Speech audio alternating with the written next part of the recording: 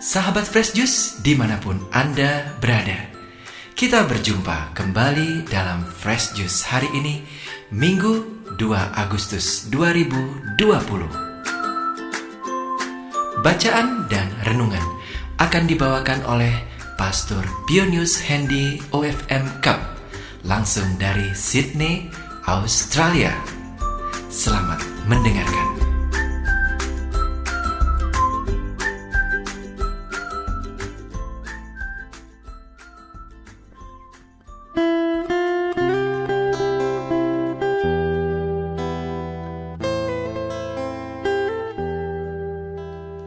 Selamat pagi para sahabat Daily Fresh Juice dimanapun Anda berada. Senang rasanya bisa bersua kembali di hari yang indah ini. Saya berdoa semoga Anda sekeluarga senantiasa dilindungi dan diberkati oleh Tuhan. Bacaan hari ini diambil dari Injil Matius bab 14 ayat 13 sampai dengan 21. Marilah kita simak dan renungkan bersama.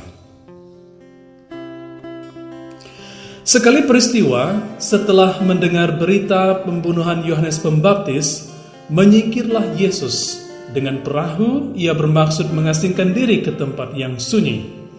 Tetapi orang banyak mendengarnya dan mengikuti dia dengan mengambil jalan darat dari kota-kota mereka. Ketika Yesus mendarat, ia melihat orang banyak yang besar jumlahnya. Maka tergeraklah hatinya oleh belas kasihan kepada mereka, dan ia menyembuhkan mereka yang sakit. Menjelang malam, para murid datang kepada Yesus dan berkata, "Tempat ini sunyi dan hari sudah mulai malam. Suruhlah orang banyak itu pergi, supaya mereka dapat membeli makanan di desa-desa." Tetapi Yesus berkata kepada mereka, "Tidak perlu mereka pergi, kamu harus memberi mereka makan." Jawab mereka, "Pada kami hanya ada 5 buah roti dan 2 ekor ikan." Yesus berkata, "Bawalah kemari." Lalu disuruhnya orang banyak itu duduk di rumput. Setelah itu, Yesus mengambil ke-5 roti dan ke-2 ikan itu. Sambil menengadah ke langit, diucapkannya doa berkat, dibagi-baginya roti itu dan diberikannya kepada murid-muridnya. Para murid lalu membagi-bagikannya kepada orang banyak. Maka mereka semua makan sampai kenyang. Kemudian potongan-potongan roti yang sisa dikumpulkan. Ada 12 bakul penuh. Yang turut makan kira-kira 5.000 orang pria, tidak termasuk wanita dan anak-anak. Demikianlah Injil Tuhan.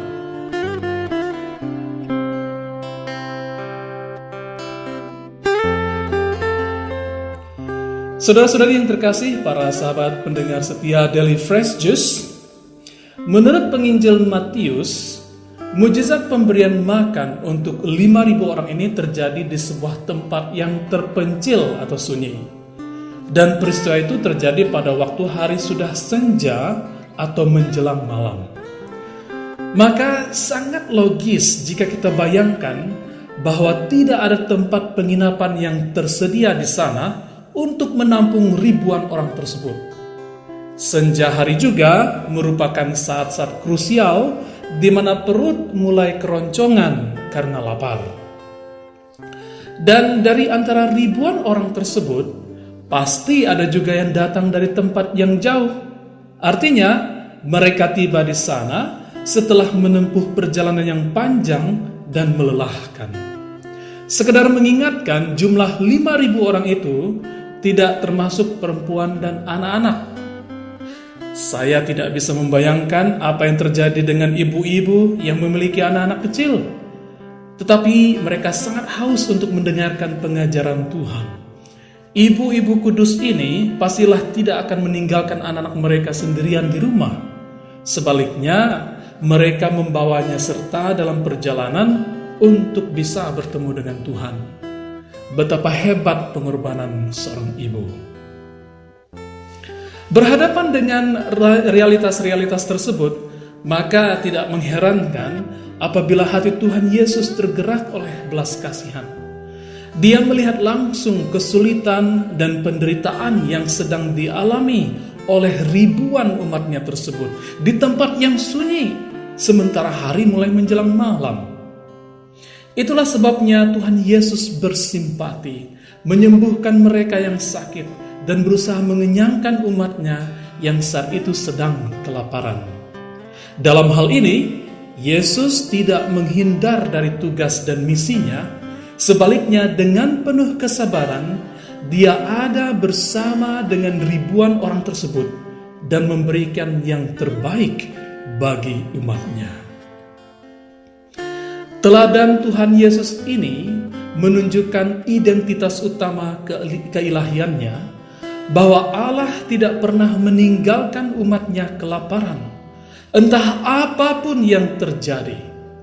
Kita tentu masih ingat kisah dalam Perjanjian Lama ketika Allah mencurahkan manna kepada bangsa Israel ketika mereka sedang dalam perjalanan yang sulit dan melelahkan di padang gurun.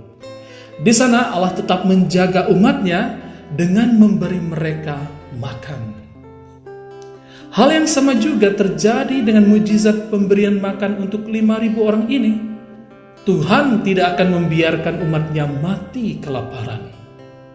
Dan Tuhan yang sama juga tidak akan pernah membiarkan umatnya di zaman modern ini kelaparan. Itulah sebabnya Dia memberikan tubuh dan darahnya dalam perjamuan Ekaristi Suci.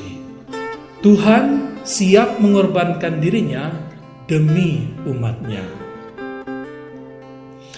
Di saat Yesus menyadari tugas dan misinya, para murid sebaliknya berusaha menghindar dari tugas dan tanggung jawab mereka. Karena merasa diri mereka tidak sanggup memberi makan untuk 5.000 orang itu, para murid merasa putus asa sehingga meminta kepada Yesus agar orang banyak itu pergi untuk membeli makanan di desa-desa sekitarnya. Sebuah saran yang seolah-olah baik, tetapi sebenarnya tidak masuk akal. Mengapa?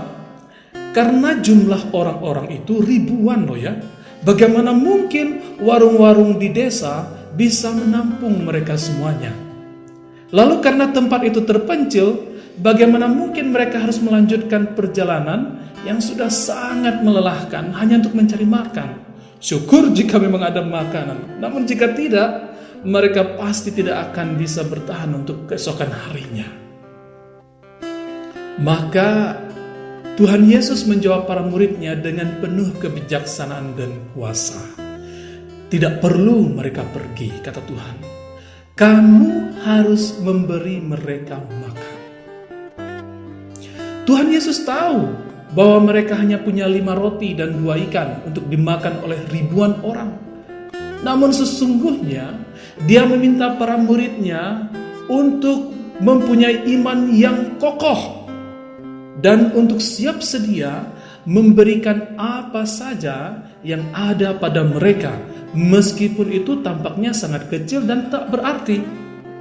Bagi Tuhan, tidak ada yang terlalu kecil atau terlalu besar.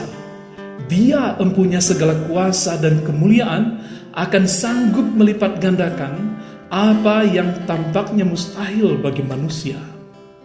Hasilnya jelas, ribuan orang itu makan sampai kenyang, bahkan sampai tersisa 12 bakul penuh menurut penginjil Matius. Saudara-saudariku yang terkasih dalam Tuhan, kita bisa belajar dari bacaan Injil hari ini.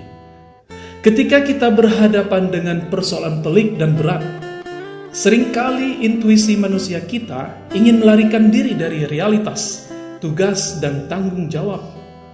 Dengan banyak alasan, kita berusaha merasionalisasi diri agar tidak berhadapan dengan persoalan tersebut. Hari ini, Tuhan Yesus memperingatkan kita agar berani memikul tanggung jawab sebagai pengikut Tuhan yang sejati. Dia berkata, kamu harus memberi mereka makan. Artinya, kita mesti peka dalam melihat keperluan sesama yang memerlukan bantuan, dan dengan sekuat tenaga berusaha membantu mereka, bukannya malah melarikan diri. Seorang gembala yang baik adalah seorang gembala yang siap mengorbankan nyawanya bagi domba-dombanya. Kita mesti berusaha untuk menjadi saluran kasih Allah bagi dunia dimanapun kita berada.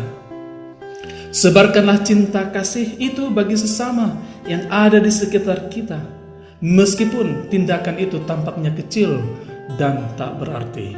Ingatlah, 5 roti dan 2 ikan itu tampaknya tidak berarti bagi 5.000 orang, namun dengan berkat Allah, pemberian kecil tersebut telah menjadi sungai yang melimpah bagi banyak orang. Tuhan memberkati. Amin. Sahabat Fresh Juice, kita baru saja mendengarkan Fresh Juice Minggu 2 Agustus 2020. Saya Yofi Setiawan beserta segenap tim Fresh Juice mengucapkan terima kasih kepada Pastor Pionius Hendy untuk renungannya pada hari ini. Sampai berjumpa kembali dalam Fresh Juice edisi selanjutnya. Tetap semangat, jaga kesehatan, dan salam Fresh Juice.